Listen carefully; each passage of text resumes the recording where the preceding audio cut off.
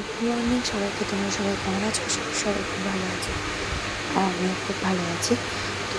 তো সকাল সকাল ঠাকুরকে পুজো দিয়ে নিলাম। দেখো পুজো দিয়ে দিয়েছি, তোমাদের তো ওটা শেয়ার করতে পারলাম না।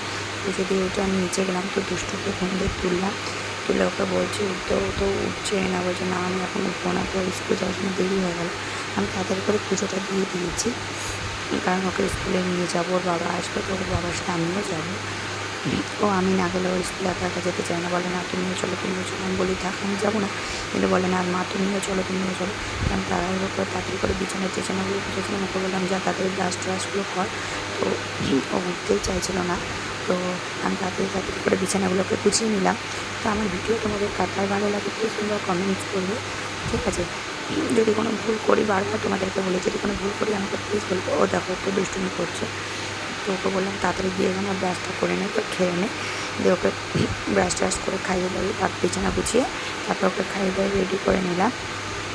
তোর বাবা তার মধ্যে চলে এলো, তারপরে আমিও রেডি হয়ে গেলাম।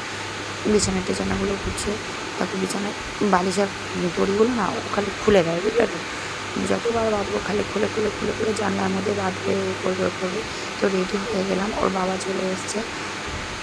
ওর বাবা মোজাগুলো পরিয়ে দিল, ওর বাবা ওকে রেডি করলো, আমি একটু বাইরের কাজ ছিল সেগুলো ওকে করলাম।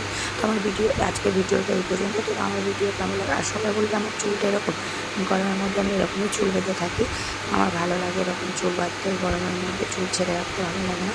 তো আমার ভিডিও তোমাদের কার ভালো লাগে প্লিজ বলবে।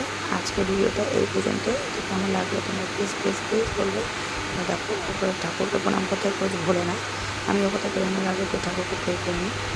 তো আমার ভিডিও তোমাদের কেমন লাগলো প্লিজ বলবে। Tata, love you, bye by.